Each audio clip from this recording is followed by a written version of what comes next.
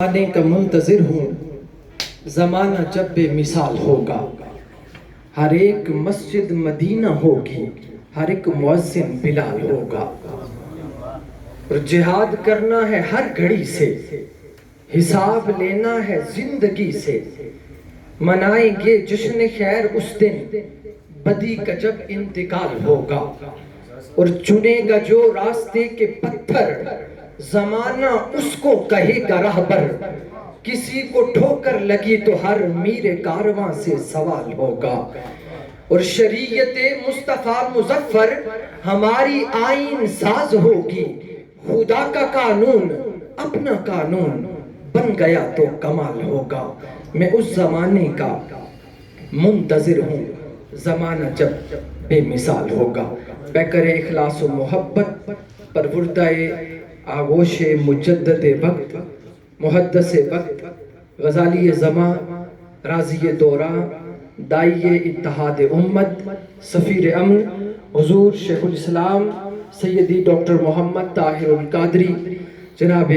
عزت مآب حضرت علامہ پروفیسر حسن میر قادری صاحب، ڈائریکٹر تحریک منہاج القرآن فرانس، جملہ قائدین و کارکنان تحریک منہاج القرآن باغ، نائب صدر تحریک منہاج القرآن آزاد کشمیر، عزت مآب جناب سردار محمد ریاض عباسی صاحب،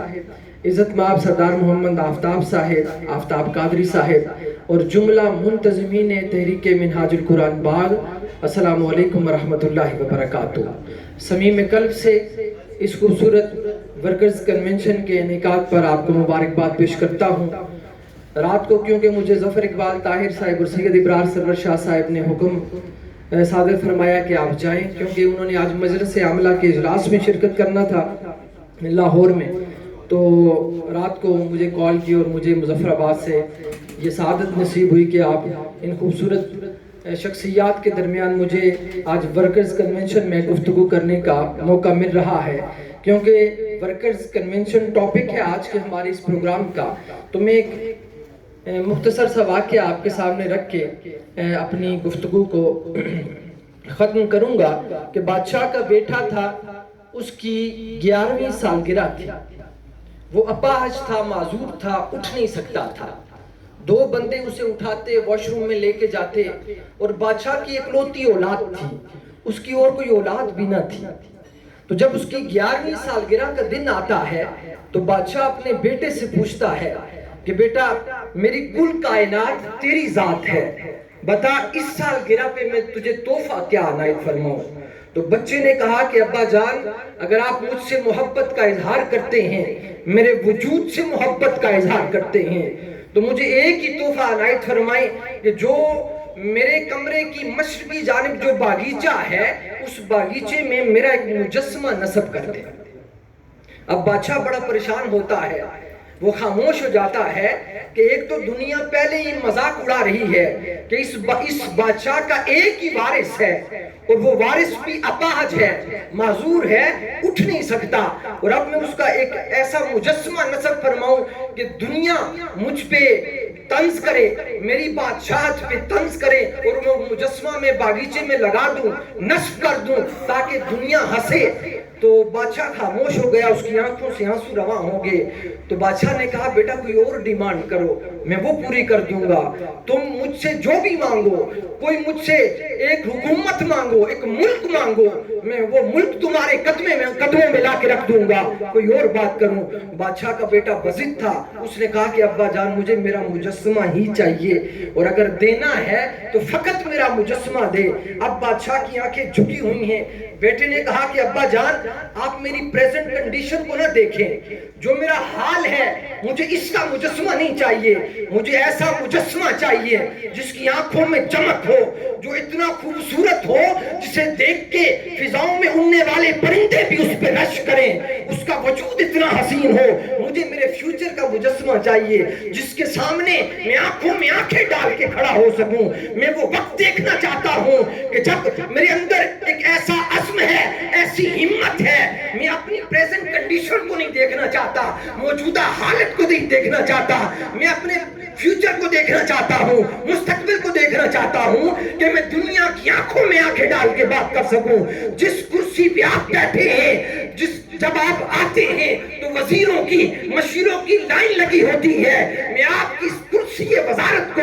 آپ کی اس کرسی بادشاہت کو سنبھالنے کے قابل ہو سکوں. مجھے وہ مجسمہ چاہیے. بادشاہ کی آنکھوں میں خوشی کے آنسو آتے ہیں, وہ ایک سونے کا مجسمہ تیار کرتا ہے. المختصر وہ باغیچے میں نصب کیا جاتا ہے. اب دو دربانوں کی ڈیوٹی لگائی جاتی ہے کہ وہ روز شہزادے کو پکڑیں گے, باغیچے میں مجسمے کے سامنے لے کے جائیں گے. روز دربان کھاتے ہیں, باغیچے میں مجسمے کے سامنے لے کے جاتے ہیں. وہ روز اٹھنے کی کوشش کرتا ہے, دھڑم سے نیچے گر جاتا ہے, اس کے جسم سے ایک درد نکلتا ہے, اس کے لبوں سے ایک آہ نکلتی ہے, ایک چیخ نکلتی ہے. سارے وزیر ٹاکے لگانا شروع ہو جاتے ہیں. ڈاکٹرز آتے ہیں, کہتے ہیں کہ بادشاہ سلامت, اس سے یہ پریکٹس نہ کروائیں, یہ ایکسرسائز نہ کروائیں. اگر یہ روز یہ ورزش کرتا رہا تو یہ وقت سے پہلے مر جائے گا. لیکن اس شہزادے کے جو اندر کا ڈاکٹر تھا وہ روز اسے ہمت دے رہا تھا, عزم دے رہا تھا کہ نہیں, آج کے دن کو نہ دیکھو,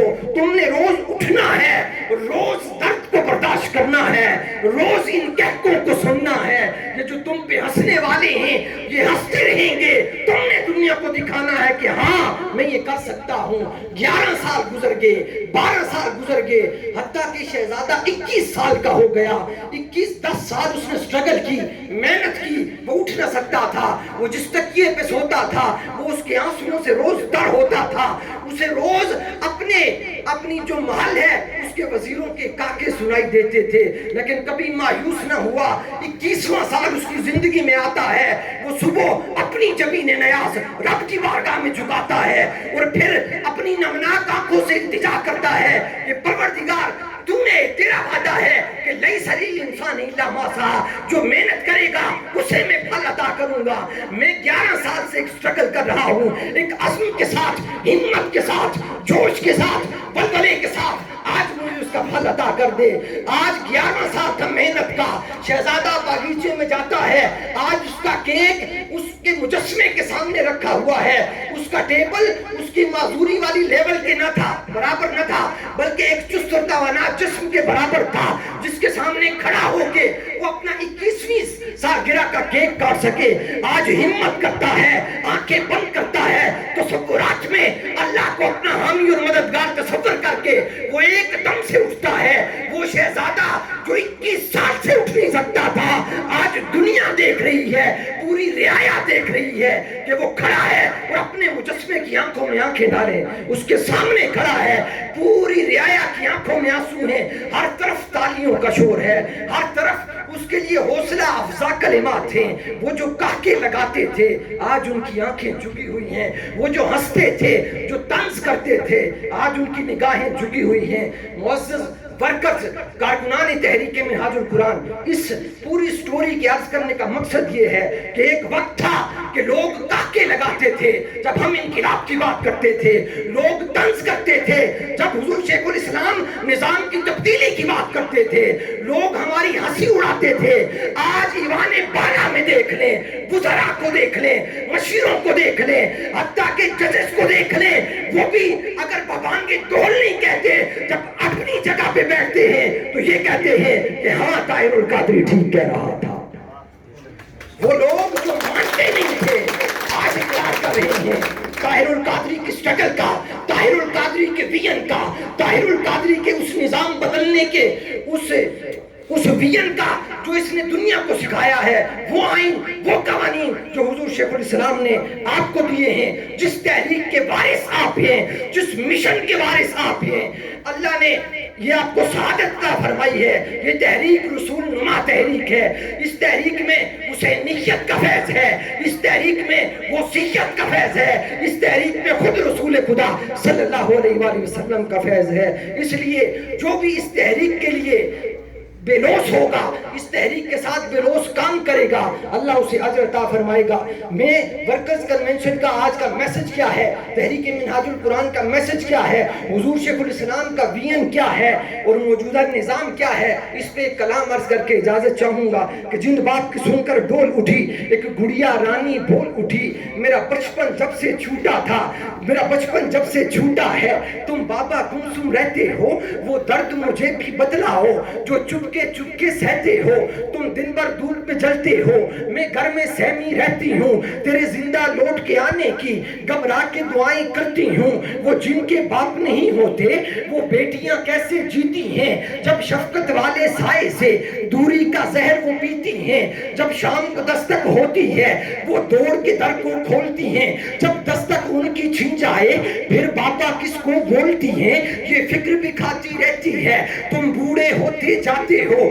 بینائی ڈلتی جاتی ہے، امید بھی کھوتے جاتے ہو، گزری ہے عمر مشقت میں، کیوں آج بھی لرزاں لرزاں سا ہر سانس ہے ڈوبا غربت میں جانتی ہوں تم سوچتے ہو افلاس زدہ دیواروں سے میرا ڈولا کیسے اٹھے گا، دو وقت کی روٹی لانے میں میری ہڈی ہڈی بچتی ہے اور ہاتھ کروں گا پیلے کیا، بارات یہ کیسے سجتی ہے، کل ایک سردار کی بیٹی کی بارات یہاں سے گزری تھی، کیوں آنکھ میں آنسو آئے تھے، آواز تیری کیوں ڈوبی تھی، سن بابا میری فکر نہ کر، میں تیرا درد بٹھاؤں گی، تجھے دکھ میں دیکھ نہ پاؤں گی، ایک روز وہ گڑیا رانی یوں بابا کا درد بٹا بیٹھی، افلاس کے جالوں کو دیکھا اور زہر کی پڑیا کھا بیٹھی، خود اس کی آنکھیں بند ہوئی، دنیا کی آنکھیں کھول گئی، ایک لاش لاد میں جا اتری اور جاتے جاتے بول گئی، تذلیل سہیں گے ہم کب تک، کیوں جینا یہاں آسان نہیں، جو خواب تھا لاکھوں آنکھوں کا، یہ وہ تو پاکستان نہیں، یہ وہ تو پاکستان ہے۔ ہاں یہ بیٹی ہے ایک مفلس کی، ہاں اس کے شکستہ تن پر بھی حالات کا فائر کھلتا ہے، تذلیل کی گولی کھاتی ہے، کبھی مرنے سے وہ ڈرتی ہے، کبھی جینے سے گھبراتی ہے، جو اپنی آنکھ کے کاجل کو اشکوں سے روز بھگوتی ہے، جو بوڑھے باپ سے چپ چپ کر جو چپکے روتی ہے، جسے خدشے گھیرے رہتے ہیں، جو بھوک کے خنجر سہتی ہے، تم ایک ملالہ روتے ہو، ہر گھر میں ملالہ رہتی ہے، اور محمد کے صحابی کا وہ شانہ یاد آتا ہے، بدل کر بیس وہ گلیوں میں جانا یاد آتا ہے، ارے اس عید کی مائیں جب آٹے کو ترستی ہیں، عمر تیری خلافت کا زمانہ یاد